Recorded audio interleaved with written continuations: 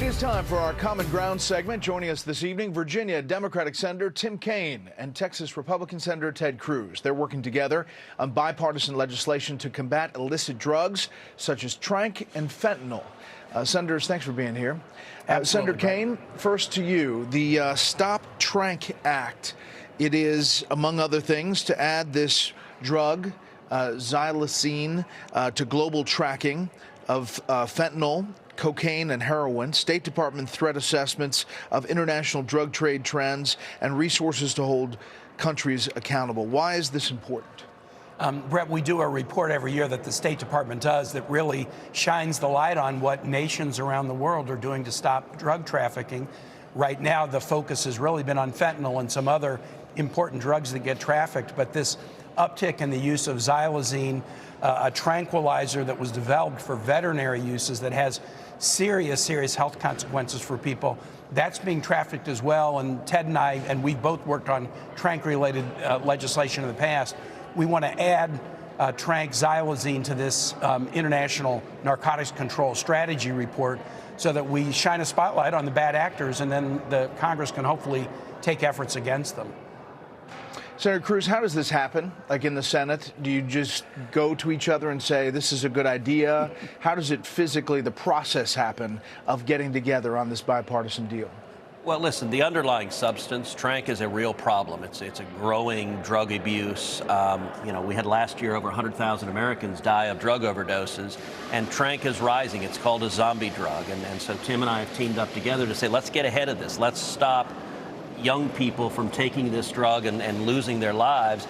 But in terms of how it happens, I'll tell you a dirty little secret, which is that Tim and I actually really like each other. Yeah, we do. And we work together a lot. We were both elected on the same day in 2012. And it's, Tim, I'm sorry for saying that. I may hurt you in the Democrat primary in Virginia.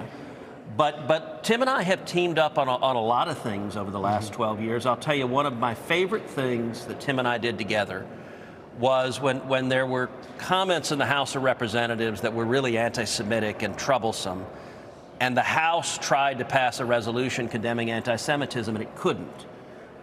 Tim and I sat down and we said, look, can the Senate do better? And we drafted together a resolution that was a clear and unequivocal condemnation of anti-Semitism, and it ended up passing unanimously on the floor of the Senate. I think that was really important to show that not everything is partisan and we can come together on issues that are really important. We do a lot more together than people know. Frankly, Brett, cooperation isn't sexy. So when we do stuff together, it's not likely to get the attention as when we have disagreements. But this is one. Look, the effect that this tranq epidemic is having on Texas, Virginia, you could have any senator stand here and they tell you the same thing. They're really worried about it. And one thing in particular, tranq gets cut into fentanyl. You often help somebody out of a fentanyl overdose with Narcan, but Narcan doesn't help mitigate the consequences of tranq. So you see somebody and they're in an overdose and you think Narcan's going to save their life. Narcan doesn't hurt people that have taken tranq, but it also doesn't help them, doesn't save them. So this is a really serious problem. I want to play this soundbite from another Virginia senator, Mark Warner, about TikTok. Take a listen. This is not about trying to get rid of the creativity. This is not about trying to eliminate your ability to make money if you're a social influencer. It's about the ability to make sure that this creativity that's happening on this platform can't be manipulated by the Communist Party of China. Senator Kaine, I've read that you've said the devil is in the details on this bill, and you haven't really fully committed to it. Where are you on the TikTok divestiture from where it is and away from the CCP? And do you feel the pressure that other senators have talked about publicly?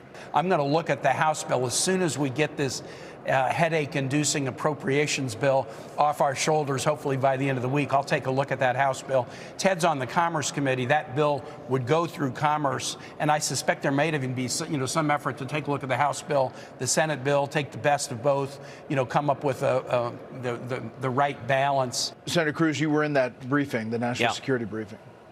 Look, I'm very concerned about TikTok, really on two different levels. Number one, the threat it poses of espionage and surveillance of the Chinese Communist Party monitoring. 170 million Americans use TikTok, and they have the ability to monitor what they're saying, what they're doing on their phones, where they are. I think it's a real privacy risk to Americans who may not realize that the Chinese government has that ability. Secondly, I'm deeply concerned about the Chinese Communist Party using TikTok to push propaganda, that it's supporting. We've seen lots of instances, number one, of their pushing propaganda in support of the Chinese Communist Party, suppressing information about Tiananmen Square, about Hong Kong, about Tibet. And on top of that, they're pushing all sorts of harmful garbage to our kids, self-harm, cutting. You know, it's amazing. TikTok actually has a comparable product that they market in China. And in China, they limit the hours their kids can use it, and they push videos on math and science and education. Yeah. They're trying to have their students study and be really effective. Here, they're pushing our kids to chew Tide Pods. What I think will happen is the Commerce Committee will set it for a markup. We'll consider it on the merits. I hope we'll have a full and open amendment process. I'm not convinced the language the House passed is exactly what it will be in law, but I'm glad the House is acting to address this very serious threat. And one thing to understand is this bill is not about banning TikTok. For the people who use TikTok and enjoy it, this is not about getting rid of that. What it is about is forcing China to divest, getting TikTok out of control of the Chinese Communist Party, getting it in the hands of an American company, getting it in the hands of anyone other than China or an enemy of America, I think is very important and will benefit the users of TikTok and everyone else too. All right, this is not common ground here, but this is March Madness. Senator Kaine, you've got Virginia's James Madison Dukes. Looks like in the tournament, and you have a lot more competitors from Texas. You got the Texas Longhorns, #1 Houston Cougars, Texas Tech Red Raiders, Texas A&M Aggies, TCU Horned Frogs, and Baylor Bears. Is there some betting going on there? UVA lost even in the play-in game last night. We have James Madison and Longwood. I would not bet much money with my Virginia teams against Houston or any of the Texas teams. So I will Looks pretty good for you, Senator Cruz. Tim and I have a long history of sports betting. In the World Series, when the Astros played the Nats, we had a wager. Tragically, we lost that series, and so I had to show up with Texas barbecue and Shinerbach beer, and even worse, I had to wear a Nats jersey. Now, I've won 2 of those bets over the last few years, but that one I didn't win. This time, I feel confident Texas is going to do better than Virginia in the tournament. I'll tell you my Final Four. I have UConn and Baylor against University of Houston and Texas. It's kind of a homer bracket. Wow. And my finals is Houston against Baylor, and I'm predicting U of H, go Cougs, to win it all. All right. Well, Senators, thanks so much. We appreciate you coming on. Pass the word about Common Ground. Thank you. You can see all the segments